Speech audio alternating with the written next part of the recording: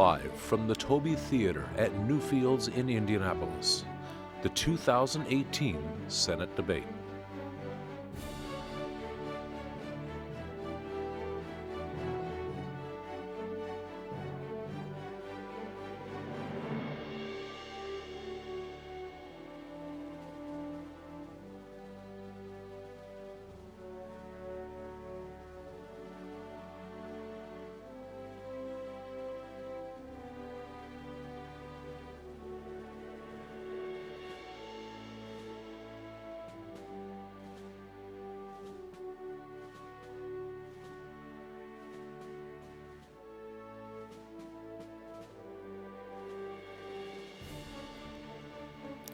Good evening, and welcome to the second of two U.S. Senate debates of the Independent, Nonpartisan Indiana Debate Commission. We're coming to you live from the Toby Theater at Newfields in Indianapolis. Joining us are the three candidates on the ballot: incumbent Democrat Joe Donnelly, Republican challenger Mike Braun, and Libertarian challenger Lucy Brenton. The winner of this election on November 6 will represent the people of Indiana in a 6-year term in Washington. I'm your moderator, Amna Navaz. I'm the national correspondent and primary substitute anchor for the PBS NewsHour, and I am honored to be here to serve as your moderator of this very important debate. For about the next hour, the candidates will debate a variety of issues. As with the first debate earlier this month, nearly all of the questions came from you, members of the public who submitted questions about what concerns you. Some of them are here to ask their question in person. None of the questions nor the topics have been shared in advance with any candidate. And now, here are your candidates. Next to me is Joe Donnelly, the Democrat incumbent who is completing his first term. He was elected to the Senate in 2012. In the middle is Republican Mike Braun, an auto parts distributor of Jasper in Southwest Indiana and a former state representative. He won the Republican primary in May. Also with us is Lucy Brenton, the Libertarian, a finance professional of Indianapolis. She previously ran for the U.S. Senate in 2016. And now the candidates can further introduce themselves and make a 1-minute opening statement, starting with Senator Donnelly. Thank you, Amna, and thank you to all the Hoosiers. You know me. I've had the privilege of being your senator for the last 6 years. I was the final vote to save health care. I've fought to secure our borders. I've fought to protect Social Security and Medicare, and I've stood up for our troops and for our veterans. But who is Mike Braun? Mike Braun has a $10,000 deductible for the workers at his company for health care. They have to pay $10,000 out of their pocket before they can get their first aspirin. At the same time, he gave himself $18 million. But he also wants to go after your health care. He supports a lawsuit that would take away your coverage for pre-existing conditions. And he supported a tax cut by Mitch McConnell, $2 trillion in debt, and they're after Social Security and Medicare now. Mike's after your health care and your Social Security and Medicare. That's what this election is about. Next, we'll hear from Mr. Braun. Thank you for hosting the debate, and thank you, Hoosiers, for tuning in. I am Mike Braun, a lifelong Hoosier, job creator, and political outsider. I'm running for Senate because I'm fed up with business as usual in D.C. Career politicians talk a good game, no action. I moved back to my hometown, creating jobs, starting pay way above the national average. I've done things in the real world. That's the difference between me and the senator. Never had a layoff in 37 years. And yes, I tackle big problems like health care, holding premiums flat for 10 years while covering pre-existing conditions, no cap on coverage. Just like I've taken care of my employees, I'll take care of Hoosiers. The senator, he takes his order for Chuck Schumer, who's run a negative campaign against me based upon lies and distortions. Because wrong on health care, wrong on immigration, wrong on tax reform, a loud supporter of Hillary Clinton, and voted against Judge Kavanaugh. I'll stand for Hoosiers when you send me to D.C. Thank you. And now over to Mrs. Brenton. Good evening and welcome. My name is Lucy Brenton, and I've got great news. Only 7 short days until the attack ads end, and we can get back to Hoosier hysteria, sugar cream pie, and preparing our homes for the holidays for our families. I'm just like you. I'm a mom, a businesswoman, and yes, a senatorial candidate, and I'm here to share solutions with you this evening. First, I will uphold and defend the Constitution and fight any politician that tries to take your rights away. I will work to repeal every unconstitutional law. Second, we must have economic stability, and that means lowering taxes and reducing spending. Our children should not have to face the boondoggle spending that the old parties have done that only paid off their big business buddies. And third, your individual rights are at stake. You should have the right to do whatever you want, as long as you don't hurt anyone else or take their stuff. Tomorrow, you should wake up more free than you are today. Thank you. Thank you to the candidates. And now let's jump into the questions. This first one is a quickie. The Debate Commission frequently hears from voters like retiree Vance Witham Jr. of Arcadia, who wants to know why candidates don't answer the questions asked. In the interest of voters who are watching tonight, I'm going to ask each of you to just answer with a yes or no. Will you pledge to confine your answers to the questions asked tonight? Let's begin here with Senator Donnelly. Sure, I've always answered the questions asked. Mr. Braun? I'll do the same. And Mrs. Yes, Benson? my track record proves I'm the only one. On now to the news of the day. This is a question straight from the headlines today. The president said that he plans to end birthright citizenship through executive order. Senator Lindsey Graham has said that he will introduce legislation to support the president's plan. Would you vote to end birthright citizenship? It goes first to Senator Donnelly. Well, I'm the only person on this stage who voted 3 times for a border wall. I voted against sanctuary cities.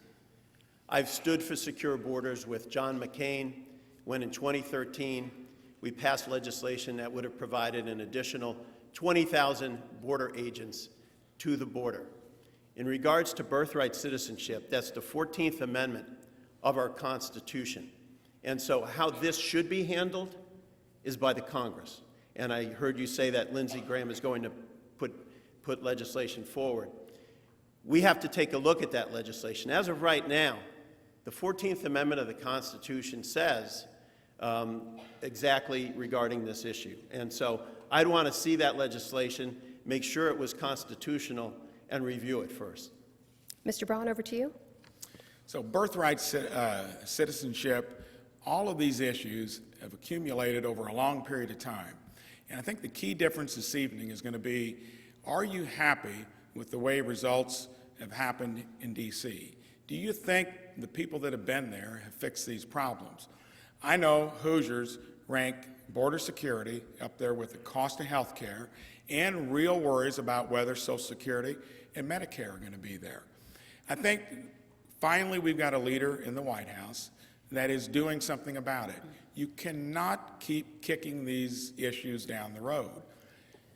Politicians on both sides of the aisle, and the senator's been there for a long time. You know, he's made a career out of being in the game. He's got to hold responsibility for it. So he did cover that issue, right? There's going to be legislation on it, and I think we'll see how that pans out. But it's the accumulation of many years of neglect, of neglecting border security. Thank goodness we're finally attending to it. Before we move on, Mr. Braun, very quickly, the question was about legislation about birthright citizenship. Would you support it or not? I will wait and see what the discussion is on it, and if Lindsey Graham is introducing it, I think it will be something I'll take a look at. I'm not going to say whether I support it or not until I read the legislation. Mrs. Brenton, to you. Thank you. Mike talks about the leader that's in Washington, D.C., but what if your leaders are doing the wrong thing? Should you support them or blindly follow them? I would say no. We do have the 14th Amendment, just like we have other amendments of the Constitution, to make clear what the laws are in our country and what the master contract is. No one is above the law. No one makes unilateral decisions in this country. We got rid of King George for a reason, right? Can we at least agree on that? King George is gone. We're not replacing him with King Trump. No one is going to make unilateral decisions in our country. Now, if there's more law that's brought forward, will you even be surprised? What is the politician's answer to everything? We've got to make a law. Part of that's their ego. They want their name on a law. I'm not into that. What I want to know is this legislation something that's going to be good for our country, or is it going to violate the Constitution like so many of our laws have? Let's use that as the standard once again, the Constitution. Senator Donnelly, you said you'd like I a just rebuttal. want You to- have 30 seconds. Okay.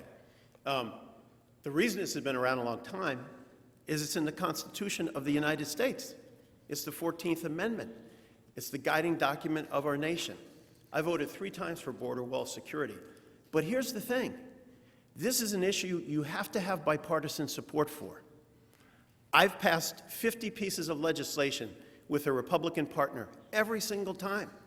And Mike can't even name a single Democrat that he would work with. Moving on now to another question about immigration. The conversation around immigration has flared up recently, it's fair to say. It's been a pretty divisive topic recently, and a number of voters this year submitted questions on related issues, such as the proposal for a border wall and the protection of dreamers. One of those voters is here with us, Patrice Widener, a retired career coach and IT manager from Carmel. Patrice?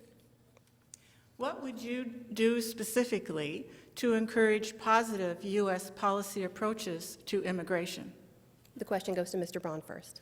First of all, we are a country that has welcomed people. We've been based upon immigration. And I think the key is we need a system that's going to have some decorum to it. And when it comes to legal immigration, you know, I think that we need to stress that. There are a lot of places in our economy that need people to come in to fill jobs. But when it comes to border security, I rest the responsibility on the shoulders of politicians that have been there.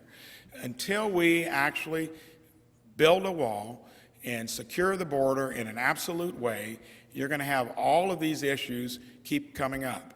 When it comes to sanctuary cities, when it comes to visa lotteries, all the problems that are associated with it, finally we've got leadership, we're attending to it. The senator says he's going to vote with the president. He never votes with him on other things like health care, tax reform, and so forth. So I don't know that you can take that to heart. Mrs. Brenton? Positive policies on U.S. immigration. That's a great question. Thank you for asking it. America has been the melting pot. At least it was in the cartoons that I watched growing up. Maybe you remember those that you could sing along with and learn about the Constitution and the Bill of Rights. We're the greatest country in the world because we welcomed the greatest minds in the world to come here and to make a better life. The reason we've got problems right now is because the incentives are skewed, because we're welcoming people, in some cases, that think that they can come and freeload off of our country. And unfortunately, that casts a bad light on the people that are willing to bring their time and their talents here. They may not have treasure, and that should not keep them out of our country. It shouldn't be like winning the lottery. $5,000 to come into our country might as well be $5 million for someone from a poor country. If they're willing to work, they should be willing to come here, and we should be willing to accept them. Senator Donnelly, the question again is, what would you specifically do to encourage positive policy? Patrice, thank you very much. I've taken action. I was part of the group that the president asked to put legislation together, and we did. It provided that our DACA children who came here, their parents didn't come here the right way, but they're 2 or 3 years old, that they could stay, and we would provide funding for the border wall. Like anything, it's a compromise, and it's everybody working together. It was approximately 10 Democrats and 10 Republicans. I was one of the 10 Democrats that worked with the president on this. That legislation was sent to the White House. Later that night, they decided they were no longer for it. The next day, we had 57 votes, and it didn't make it. But in 2013, I stood with John McCain for legislation that provided the opportunity to have 20,000 additional border agents, and we worked on getting immigration policy right. Over 70 of our Fortune 500 companies were founded by immigrants. Over 25% of Nobel laureates are immigrants. We can make this country greater together. Our next question from the live audience comes tonight from Corey Holland, a pharmacist from Indianapolis. Corey? Good evening. My question is, now that the health care mandate has been removed, what specifically will you do to ensure that health care insurance premiums remain affordable for middle and lower income families? The question goes first to Mrs. Brenton. Thank you. It's a good question. How do we keep health care affordable for middle-income families? Well, I think the first thing that we can agree on is that government does not work. And when government gets involved with things, it gets more expensive, less efficient, costs go up, care goes down. So by removing government and taking government out of the position of being in between the person receiving the care and the person providing the care, we'll be able to remove all the costs of government that are associated with it. Second, there's Just a short vignette from my personal life. I've had 10 children. When I had a midwife-assisted birth at a hospital with excellent insurance because I worked at the phone company, it was over $14,000 for a non-medicated birth with no OBGYN and not a single aspirin. That same birth at home for a different child was $4,000 with a midwife. You see, when government gets involved and healthcare gets involved, insurance companies have to make a profit. So we've got to take those levels of administration out of it. Senator Donnelly? Corey, thank you for the question. I was part of a group of senators that put together legislation that's just waiting for a vote right now. Hopefully when we go back we'll have it. That puts in place cost sharing. That would the funds that the ACA produces, it's in the black, go over to the insurance companies. It lowers premiums for everybody. And in addition, it involves reinsurance to lower costs as well, which would significantly lower premiums. But here's what we don't want to do. Mike Braun supports a lawsuit today, that would take away pre-existing conditions coverage, that would end the opportunity to not have lifetime caps, so that young person who's on an Indianapolis IPS bus with asthma and their chest is tightening and they need the inhaler, if he has his way, those pre-existing conditions aren't covered anymore. Same for diabetes. Same for multiple sclerosis. That's how important this election is. Mr. Braun, you have 1 minute. Thank you, Corey. Great question. This should be the one thing you take away from this debate. There's only one person here that's actually done what you're talking about. It was called the Affordable Care Act, which Joe was all for. It's the Unaffordable Care Act. It was doomed to fail because you had big government get in cahoots with big health care, specifically big health insurance. I took on the health insurance companies 10 years ago, and regardless of what his Democratic talking points are, I would never be for any replacement that doesn't cover pre-existing conditions and has no cap on coverage. You'll get that out of me, and I did it on my own. Joe blows in the wind on this stuff, and you can't count on him for what you're going to do to actually lower costs. I'm the only one in the real world that does it. You can go to joeblowsinthewind.com and you can get the particulars out of it, and you'll see all my particular solutions on holding health care costs down. Mrs. Brenton, you indicated you wanted a response. You have 30 seconds. Yes, thank you. There are already free market solutions in place for healthcare. Liberty Share, MediShare. There are already organizations that have tackled the problem, the Unaffordable Care Act. It really is the Unaffordable Care Act. Because the insurance companies were allowed to write the laws, of course they wrote them for themselves. Of course they hurt the American people when they did it, because they all wanted to line their pockets, and that's what politicians do and have done, and you can't expect anything different. Let the free market decide. You making decisions for your family is the best way to go. Senator Donnelly, you have 30 seconds as well. Well, here's what Mike knows. And what he said is not true. Mike supports a lawsuit that would end the Affordable Care Act, that would end pre-existing conditions. So all of you watching out there tonight, if you have someone in your family with diabetes, with arthritis, with asthma, their coverage goes away if Mike's lawsuit is successful. As I said, that's how important this is. Those are the facts, and he can't deny that. Mr. Braun, I know you wanted a rebuttal. The question again was if you could name a specific thing you would do to keep health premiums low. So, first of all, as a Republican, you get swept into the fact that you would support that lawsuit. That's not the case. The proof is in the pudding. I did it in the real world. We've done things like health savings accounts. We've done telemedicine where you can actually get health care when you're on the road. Transparency, consumer-driven. That'll knock the cost down because my policy costs 1/4 of what his Obamacare policy costs. There's no disputing that, and I've done it in the real world. He's crafted something with big health care doomed to fail. All right, we have another question now. Moving on to Jill Koyman, who's joining us here, a fundraiser for a local educational institution from Indianapolis. Over to you. Hello. Easily accessible and free or low-cost contraceptives have proven to be an effective way to reduce unintended pregnancies. What is your position on providing low-cost or free contraceptives to reduce abortions by reducing unintended pregnancies? Senator Donnelly, that goes to you first. Contraceptive coverage is included in the Affordable Care Act. I voted for the Affordable Care Act, and it helps, as you indicated, to make sure that we don't wind up in a situation with an abortion. I am pro-life. I have every single time voted to make sure federal funds couldn't be used for abortion-related services. But I also have exceptions in the case of rape and incest and life of the mom. If your daughter happens to be raped, Mike thinks that the government has a role and a position in the middle of that. I don't. If incest occurs, I don't think it's our business to be part of.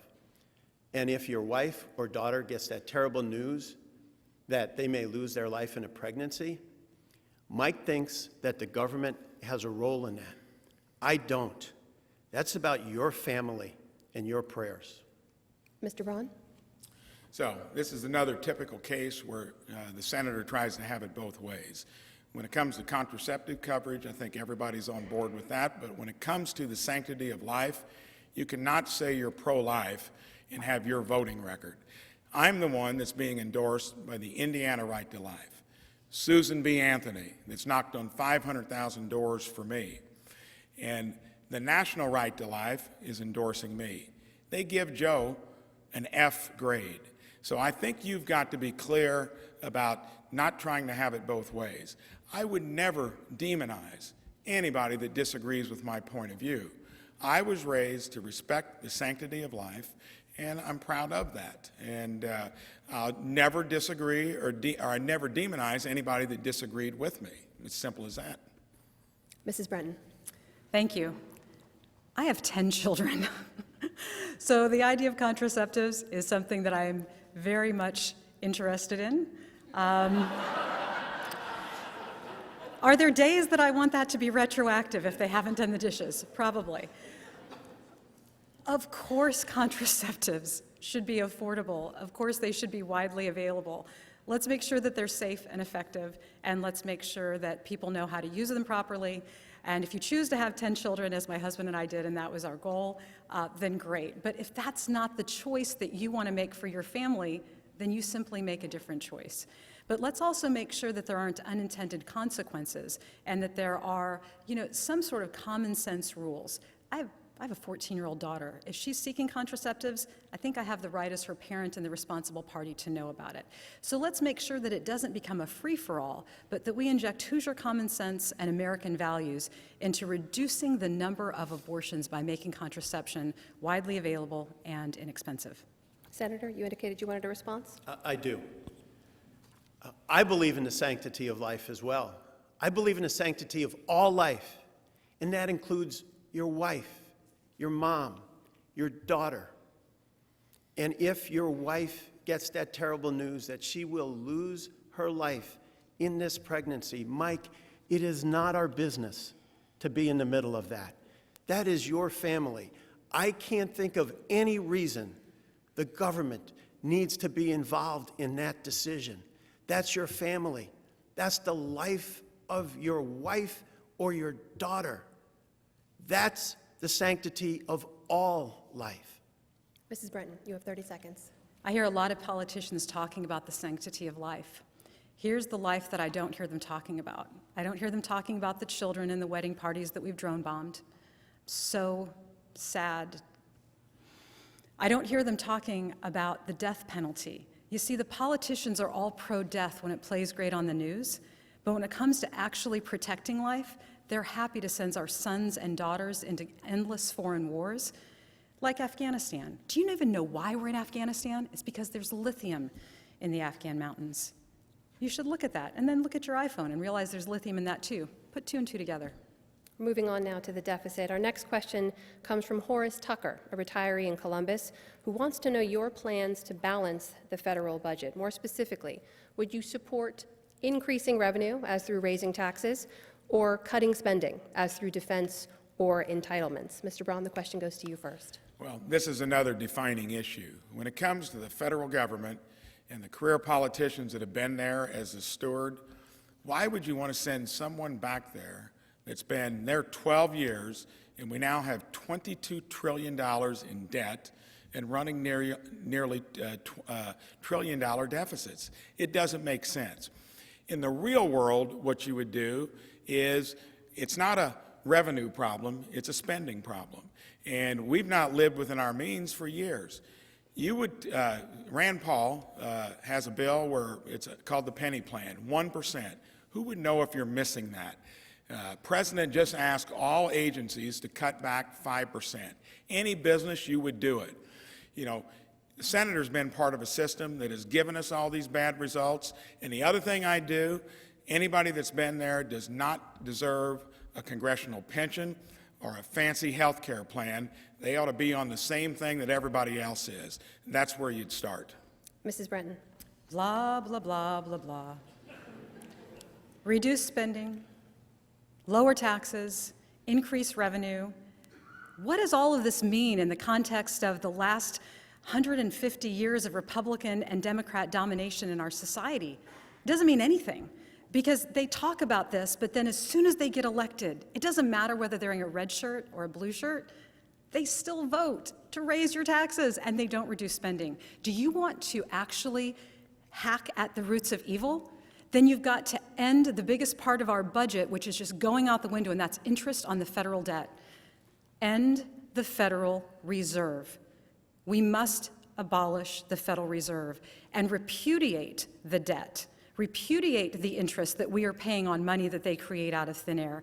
It's a complex issue, but here's what you have to know. It doesn't matter how much we reduce our spending. It doesn't matter how much we increase revenue if we're paying interest to a group of bankers that have controlled our country since 1913. Senator Donnelly. Thank you very much.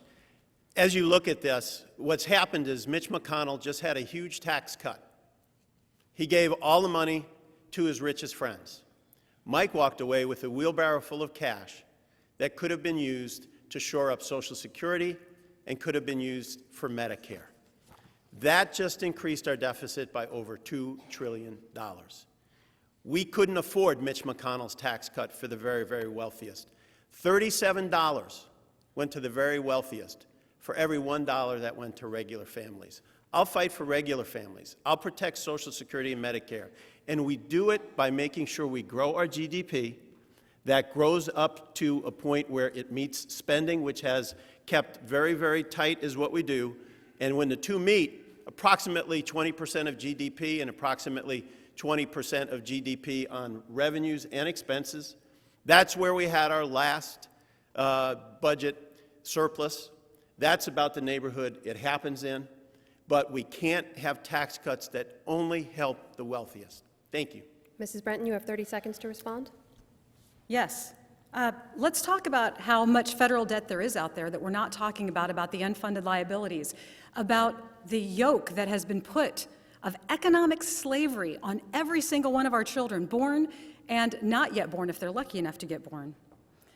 Which of you would give up your favorite federal program if it meant that you could abolish the federal income tax?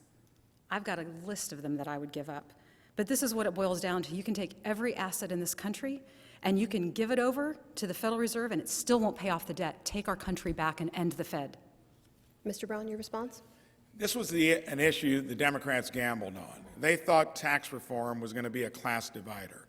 All I know is in my own business, when tax reform passed in December, we lowered family health care benefits by $1,400 a year. And remember, that was after holding them flat for 10 years.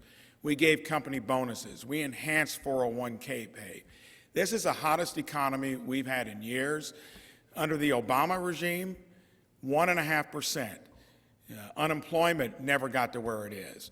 That's a failed policy. Let's give something a new chance to work, and I'm glad we're a part of it, and we've shared the benefits with our employees. Senator? Since I've been senator, we've had 70 consecutive months of job growth. That's every single month. And the truth about your health care plan, Mike, is your employees have to pay $10,000 out of their own pocket before they can get their first prescription. That's not health care. That is something completely different. We stand to make sure that we have the opportunity to get to a balanced budget by being smart on spending and on revenues. Mr. Braun, you indicated you'd like a response as well. This is your second one, so keep it to 15 seconds if you can, please. This is what happens when you have to be briefed on this stuff and you haven't lived it in the real world. What the senator fails to mention is that the premium cost is the only thing that's for certain. My premium cost is $70 a month. His Obamacare plan, the reason it's going broke, is 4 to 5 times that much. And my employees get into their deductible far less than you would on an Obamacare plan because we've got incentives to lower costs. That's a failed system that's falling apart. Mine's worked in the real world. Mrs. Brenton, you have 15 seconds as well. Everything that they've just said is smoke and mirrors. They're trying to distract you from the real problem. We're talking about what we're going to do to balance the budget. Money in is money out, and if money out is going to a corporation that has been taking interest on our money and our hard work for our lives all the way back to 1913, you've got to hack at the evil and stop it. Senator Donnelly, 15 seconds for you as well. Mike never denies that it's $10,000 before your first aspirin. Think of that if you're making $25K or $30K at the shop there. How do you ever get there? And additionally, on top of that, what we're trying to do is, as I mentioned, I've been told to stop. That was Thank 15 you. seconds. We're moving on now to our next topic, foreign policy. President Trump has made the alliance with Saudi Arabia a cornerstone of his foreign policy. He stood by the leadership even after U.S. intelligence concluded they were directly involved in the murder of journalist Jamal Khashoggi. He's also failed to condemn the Saudi-led bombing in Yemen, where more than 16,000 civilians have been killed. Do you support the president's stance? The question goes to Mrs. Brenton first. Why are we still playing footsie with regimes that murder? What's really at stake here is how do we end our dependence on foreign oil? When we have more oil in Alaska, allegedly, than they have in Saudi Arabia, why are we not mining it? Why are we not drilling for that oil? Why are we continually allowing our country's economy to be dependent on a foreign power and staying in their good graces? Let's end our dependence on foreign oil. And it's not just about solar, although that's part of it. It's not just about wind. I'm not a fan. But it's also about hemp. It's about biodiesel. It's about alternative forms of energy. And in order to make this happen, we've got to get government out of this. As soon as government gets involved in something, it slows down, it gets more expensive, and it requires your tax dollars, first stolen from you, to fund something that they think is a good idea for their big business buddies. Before we move on, just to follow up, your answer then is no, you do not support the president's stance? That is correct. I do not support President Trump supporting the Saudis. Senator Donnelly, to you. Thank you, Amna. As soon as we found out about this, we tried to get more details. I read the classified materials on this. We have contacted the White House about this to get more information. And here's what's clear. The Saudis murdered a journalist, Jamal Khashoggi, who's simply trying to make sure that word can get out as to what's going on. He's an Indiana State graduate. He's a Sycamore.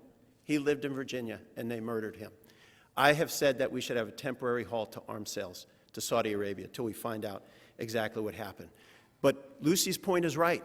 We need to stand for ethanol, for E15. The president just signed an executive order. That was my legislation. We worked together on that to get that done. We need to do clean coal, ethanol, fight for our farmers, because when money stays here instead of the Middle East, it not only helps our economy, it helps our national security. Mr. Braun. So when it comes to what happened in Saudi Arabia, horrific.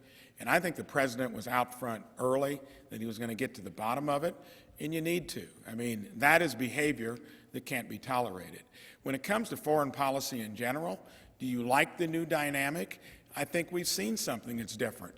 With the senator and the Obama administration, we weren't respected across the world.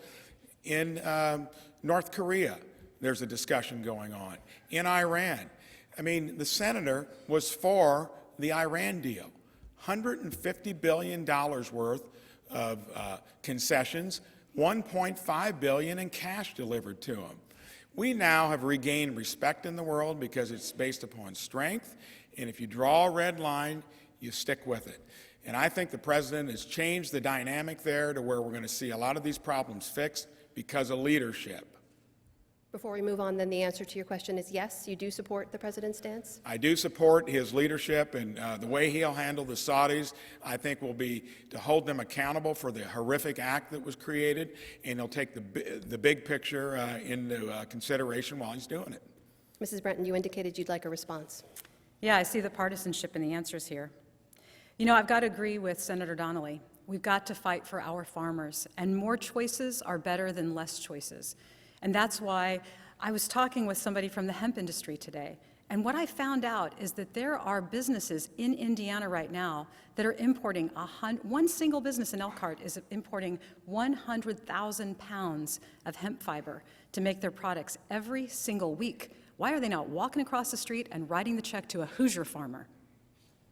Senator Donnelly, 30 seconds. The question was about Saudi Arabia, but Mike brought up Iran. So here's the facts about the Iran deal that was made. Iran was 1 month away from a nuclear weapon. That created incredible danger for the Middle East, and we would have had to be involved in the middle of a war. I'll fight for our country every time, but war should be the last option, not the first. They're now 10 years away from a nuclear weapon, and our sons and daughters from Terre Haute and Muncie and Richmond and Evansville will not have to go to war in Tehran to keep our country safe. Very quickly before we move on, Mr. Braun, you wanted a response. You have 15 seconds. Yes, I think this is an issue about leadership, and if you're happy with the old dynamic. What we had leading up to this point were problems across the world laid on our doorstep. If you were happy with that, the brinksmanship that it created, fine. I think the president has had a strong case for fixing those things, including having our allies be accountable for their fair share of defense, which no one ever mentioned before. We have a lot of topics to cover, so I do want to move on now to domestic matters. We have another question from the audience. We're joined by Emily Weichert Bryant, an attorney in Indianapolis and executive director of the state's Food Bank Association, Feeding Indiana's Hungry. Emily? Thank you. There are nearly 1 million Hoosiers who are at risk of hunger and may not know from where their next meal will come. More than 600,000 residents, roughly 10%, rely on the federal SNAP benefit. Nearly half of all of Indiana's students receive free and reduced lunches. If elected, what will you do to alleviate hunger in Indiana and to support anti-hunger programs? Senator Donnelly? Thank you for the question. I serve on the Agriculture Committee. I've been part of writing the Farm Bill, and we are very, very close to having it concluded. And in the Farm Bill is not only great provisions for our farmers, making sure that they have crop insurance, making sure that we have good conservation practices, but also that we have good nutrition programs that make it so that they're run responsibly, that they encourage people to work, and that they fill the need. I've been to our schools to see the nutrition programs in action. I've seen our families as well. It's a critical part of what we do in creating a Farm Bill. I've been part of that from the start. As I said, we're close to getting this completed, and we should be able to meet in our Farm Bill that we're putting together right now the nutrition needs of our families. Mr. Braun? Any case of someone going hungry in this state or this country is sad with the plenty that we have here. I think a lot of it has had to do with government. If I were really wanting to fix the issues associated with hunger, I don't think I'd look to the federal government as much as somebody like the senator would, or folks that have been there. Those policies have not worked the way they should. We've got to make sure that we fix these plans to where they work better for the people that need it. And I would trust what we do here in the state more than what I'd throw onto a federal government that's running trillion-dollar deficits. Why would you expect a government that's been dysfunctional when it comes to solving hunger issues, solving anything that's been so lacking results?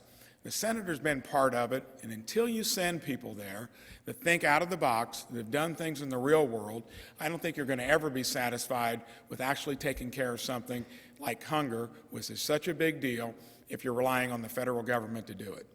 Mrs. Brenton, over to you. Thank you for feeding Indiana's hungry. I feed a lot of hungry people too.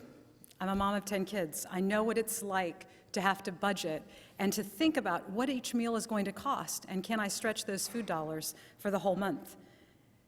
It's horrifying to think that anyone in this country should go hungry for even a single meal. We're the best country in the world. We're the land of plenty. We have lots of resources. So if we have a lot of resources and they're not getting to the right people, what's the problem that we really need to fix? Well, let's look at farm bills. Let's look at nutrition.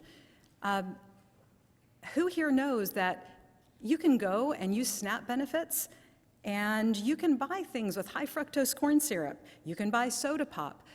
What is that? That's not something to help people and feed them. It's a gift to Coca-Cola.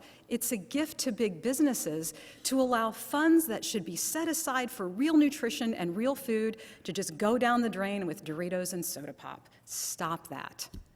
Senator Donnelly, you wanted a response? I do. I almost can't believe my ears when I hear you say, what role does the federal government have in nutrition programs? Mike, you should see the faces of the 7-year-old kids who come to school hungry. You laugh about it. It is not funny. We have 7-year-old children who come to school hungry, and the meal they get is at school. Those children are not responsible for the bad choices that their parents might make. They need to have a full stomach. They need to have the same chances as every other child in Indiana. Mr. Braun, you wanted to respond? My point is about the effectiveness of what these programs are doing. And there's no disputing that we need to solve hunger wherever it occurs in this country. But if you want career politicians and bureaucrats to keep controlling the show, send him back to Washington. If you want folks that have done things in the real world that make things not only effective but efficient because they don't break the bank, you've got to change the dynamic. We've been doing this thing for years. We need to get entrepreneurs, folks that have done it in the real world, not career politicians. Mrs. Brenton, you wanted to respond? You have 30 seconds. Yeah, absolutely. About doing things in the real world. I've done that in my home. I've done that with a budget. I've invited other children over to our home to eat. Here's what it really boils down to, and I've got to admit, Mike's a little bit part right in this. Don't quote me. But here's the thing. It should be a states' rights issue. It's up to the states to feed its own people. The bigger we grow federal government, the bigger the bureaucracy gets, the more expensive it gets, the further away it gets from the people that it helps. Let Indiana feed Hoosiers. We can do it together. Senator, this is your second response, so 15 seconds, please. Keep it brief. We were able to pass the nutrition program in the Senate 86-11. Incredible number of Republicans as well, because here's what they knew, and here's what they know. A 7-year-old child doesn't know the difference between state rights and federal rights. They just know they're hungry. Let's move on now to a question a lot of people are talking about in the country, that is sexual assault. We have a question from Jenna Childress, a student in Bloomington, and she asks, in the wake of Brett Kavanaugh confirmation and the Me Too movement, how will you fight to protect the rights of sexual assault survivors? More specifically, what can you say to the women out there, 1 out of every 3 of whom will experience some kind of physical or sexual assault in their lives in this country? What can you say to them to encourage them to come forward? Mr. Braun, the question goes to you first. When it comes to sexual assault or sexual harassment, there is no place for that, period, in our society. And as we've seen over the last few years, it's been there. And thank goodness it's being flushed out. I've got daughters, and I've got women that work for my business, would never tolerate that stuff. So I think whenever there is an alleged issue, it needs to be fully vetted. And I think there needs to be a process to do it, but there cannot be any tolerance for sexual harassment in this day and age. And I am glad it's come to the forefront and that we're finally addressing it. Mrs. Brenton. I'm 1 out of 3. I'm a woman, and I had my Me Too moment. It's up to us to raise good people. It's up to us to create a culture where victims, male and female, can come forward and be believed. It's up to us to remove the shame and the stigma. Society is sending the message to these victims that it's not okay to have been assaulted. And until we deal with that problem, that cultural problem, we're going to continue to have people that are too ashamed to come forward. We've got another correlating problem, and that's allocation of resources. Thousands of rape kits sit untested while people who are nonviolent are in jail for drug crimes. That's got to stop. Society must say enough is enough. We're going to make sure that these rape kits are made a priority so that other people can be protected, and put the right people in jail, the violent and the assaulting, not the nonviolent. Senator Donnelly. Yeah, I don't want to misquote you, Mike, but I thought I heard you say that this issue has been dealt with. The women of Indiana, I don't think, would agree that this issue has been dealt with. There is sexual assault and there is sexual harassment, and we need to fully enforce the law at every single turn. We need to put all the effort we can behind this to make sure that our sisters and our daughters and our wives and our moms, and sexual harassment also can affect males as well, that we make sure we make our state a safe place at every turn. Mr. Braun, you'd like to respond? Well, you clearly did misquote me. I said unequivocally that it can't be tolerated at any point, whether it's in the business place, whether it's in government, anywhere. And any of us that have daughters would know that that's the case. So that's my statement on it. Very quickly, Mr. Donnelly. I don't think I did, and you can check the record, but I'm glad to see that we agree that this can't be tolerated in any way, shape, or form. We're moving on now to another topic. That is the topic of diversity. The next question comes from the Debate Commission. If elected, how will you commit to bringing diversity into your leadership and senior staffing, including women, African Americans, and other underrepresented groups? The question goes first to Mrs. Brenton. It's a really interesting question to ask of a libertarian because I don't see color. I don't see the differences in people that are shallow. I want to quote Martin Luther King because he said he's more interested in the content of your character. People of color don't want to be given some sort of bone because of the color of their skin. They want to earn the right to be there, just like anyone would. There is no way that we should be making value-based decisions simply based on someone's exterior appearance. Haven't we moved past that as a culture? Can't we see what's inside someone? Can't we look at what are their skills and are they appropriate? Let's not look at a bar graph to decide if we have the right number of this or the right number of that. Let's look at the people and the individuals themselves. Senator.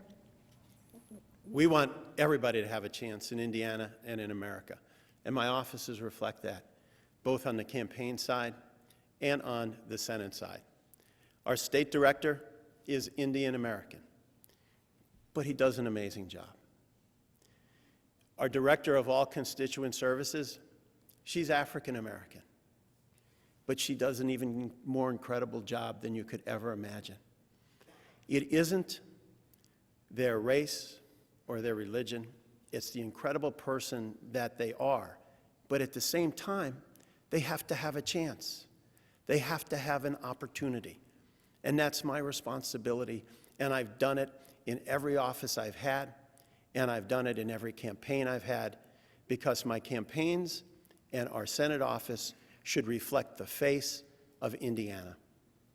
Mr. Braun, your minute starts now. I mean, I think Lucy hit it on the head there in the sense that equal opportunity, make sure there's never any discrimination. And, you know, you base things upon merit, and it should be colorblind. I know in my own business, built it over 37 years, would never tolerate anything where there wouldn't be complete opportunity. When you come there, you work hard, you're able to advance. And always be on guard against discrimination and stuff like that. So I think when it comes to diversity, it should be a natural thing. And if you're inviting and open, and I've done that in my entire life since I moved back to my hometown, started with 15 employees for 17 years, built it into 900 across the country, have always had the policy of anybody that can come to work there created jobs year after year, and it's been a place of opportunity and would never tolerate any discrimination or any of that stuff along the way. Another question now from the voters. Several voters indicated last time that they weren't satisfied with your answers to a question about climate change in the first debate. So the commission would like to give you another chance tonight. This is a question from Carolyn Nellis of Evansville, who asks this: what will you do? What specifically will you do to combat climate change if I were to vote for you in November? And that question goes to Senator Donnelly first. Well, I've worked really closely with our utilities for a very long time to reduce our carbon footprint in Indiana. And when we do that, it helps reduce greenhouse gases. And that makes sure that we can help to reduce the temperature of the planet and help to reduce climate change. We have to work continuously on this. That's why I'm so in favor of ethanol, E15. Our farmers grow right here in Indiana maybe one of the very, very finest energy sources, one of the cleanest energy sources that we could possibly have. We have wind and solar. And when we do this, it also helps us clean up our lakes, like Lake Michigan and the Ohio River. So what we are working on every day on climate change is to make it cleaner, to make it American like ethanol, and to make sure we're standing up for our farmers and growing our economy. Mr. Brown, a specific thing you would do, please. When it comes to Mother Earth, I've been a steward of the land since I moved back to my hometown. We've got to have clean air, we've got to have clean water, and we got to take care of Mother Earth. The big thing I've done over the years is, again, I've lived it. So often, I think when you go to Washington, and not only the senator, others as well, they lose sight of what really works. I've been a tree farmer since I moved back to my hometown back in the late 80s. You know, I've been somebody there that is a conservationist. I think our own party, you know, if you're a conservative, I think you ought to be a conservationist. And I'll always be attentive to it, and I'm going to know the things you can do because I've done it for all the years I've been back in my hometown. And I think that's a key difference you need to pay attention to in terms of the difference between people that have lived things in the real world versus folks that have made a career out of politics. And I'll always have the interest of what's good for Mother Earth in mind because I've lived it that way. Just to follow up real quick, Mr. Braun, is there a specific thing that you might do, a specific step you'd like to name? I think you need to do stuff like promoting, you know, I do it on my own when it comes to being a tree farmer, when it comes to energy, which is the thing I think you're getting at. We need to be energy independent, and in the long run, if we do things right, it'll be the cleanest fuel that's the least expensive that's going to rule the energy world. And when we get that right, we're going to make sure we take care of Mother Earth along the way. Mrs. Brenton, to you. Thank you. I feel like this question was directed at me so that all of you that have your Senate debate bingo cards out can write down hemp again. And maybe you'll get bingo this time. And if not, unicorns, alligators, and Chuck Schumer's puppet. So I hope you filled in some squares there. Global effort to clean the oceans. We are killing Mother Earth. We're just decimating her. Talked about this last time. Clean oceans, seeding the phytoplankton with heme iron, fixing carbon. This is where hemp comes in. This is where biodiesel comes in. This is where we have to talk about ethanol needing 128% input to get 100% output. It's not the miracle fuel from corn. I mean, the fact of the matter is you can mash up corn or hops or a lot of different things and make alcohol and run a vehicle on it. But is it really the best thing for the environment? Hemp will fix carbon. That takes care of the carbon problem. Hemp can be used for biodiesel. Hempcrete, gosh, just Google it. You guys all got Google, right? Oh, and by the way, it gives farmers more choices than just corn, because after all, there is more than corn in Indiana. We're moving on now. It's time for the final question of the evening. I'm afraid we have to move on, Senator. This, too, comes from a Hoosier voter.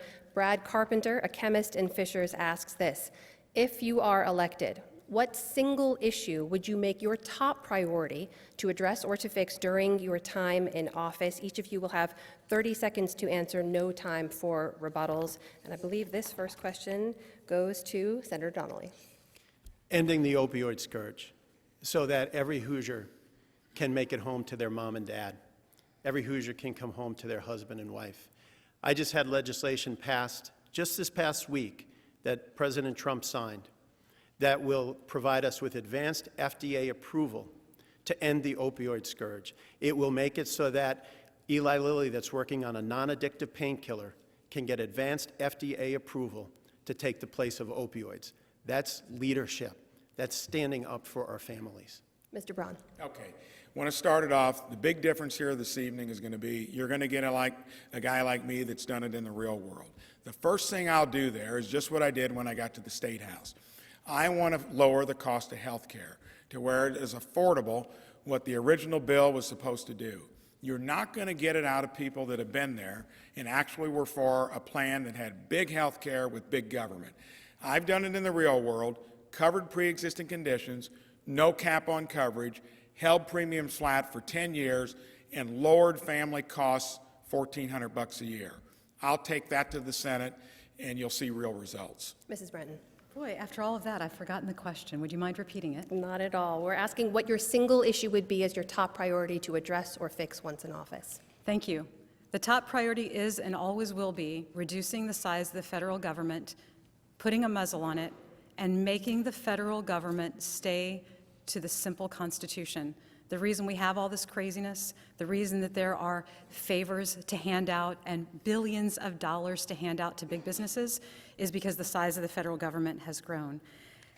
And you know, I saw an ad with Senator Donnelly chopping up some wood, and it reminded me of this. The forest dwindled, and yet the trees voted for the axe because its handle was made of wood, and they thought it was one of them.